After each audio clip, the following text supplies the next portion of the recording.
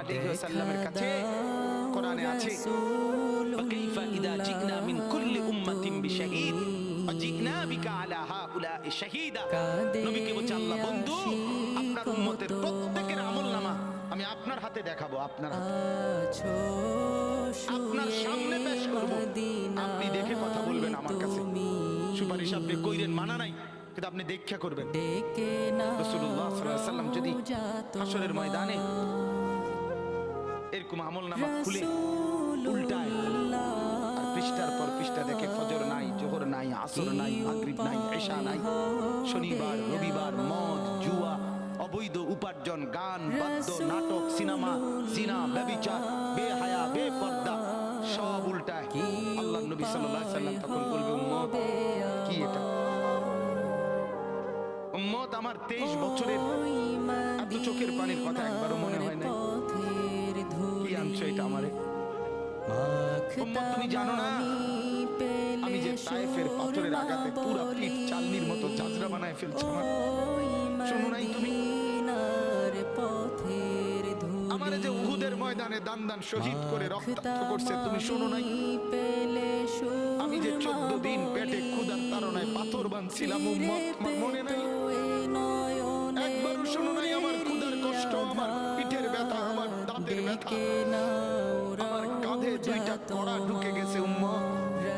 আমার ঘরে 3 মাস আল্লাহর নবীর স্ত্রী আয়েশা বলছে আল্লাহর কসম উম্মত, নবীর স্ত্রী বলছে 3 মাস 3টা সূর্যাঁদ উঠছে ডুবছে, রাইনা হিলালান সুম্মা হিলালান সুম্মা হিলালান, 3 মাসে নবীর 9 জন বিবির কারো ঘরে আম্মা জান আয়েশা বলে এক ফোঁটা চুলায় আগুন জ্বলে নাই। মা আওকাদাত ফি আবিয়াতি রাসূলিল্লাহ নারু, নবীর একজন বিবির ঘরে আগুন জ্বলে নাই।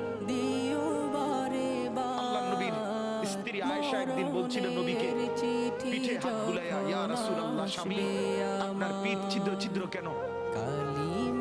পুরো পিঠ চালনির মতো ছিদ্র ছিদ্র কেন? আপনার কি ছোটবেলায় বসন্ত রোগ হয়েছিল, গোটা হয়েছিল? আল্লাহর নবী চোখের পানি ফেলে বলছে আয়েশা তুমি জানো না আমার এই পবিত্র দেহে তো কোনোদিন মশাও বসে না, মাছিও বসে না, পোকা বসবে কেমনে?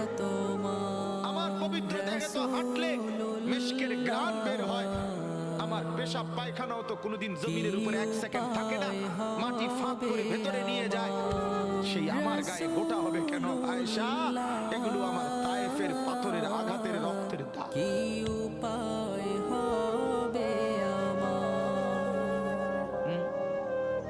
তোমার দেশে যাই কত ভুলে গেলেন? রাসূলুল্লাহ সাল্লাল্লাহু আলাইহি ওয়াসাল্লামকে একবারও মনে হলো না?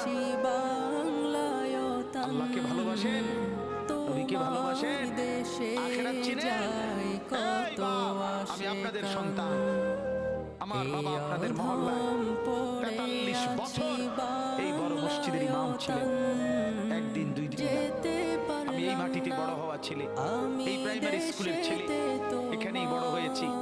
এরা সব আমার আপনজন, আমি আমার আপনজনদেরকে শক্ত করে বললাম আমি যদি কারো ভাতিজা হই আপনি আমার চাচা, আমি চাই আমার চাচা যেন হয় জান্নাতি। আমি যদি কারো নাতি হই আপনি আমার দাদা, আমি চাই আমার দাদা যেন হয় জান্নাতি। আমি যদি কারো ভাই হই বন্ধু, আমি চাই ভাই 2 ভাই মিলে একসাথে হই জান্নাতি। আল্লাহ তোমাকেও তৌফিক দেন, আমাকেও তৌফিক দেন। দোয়া করি বাপ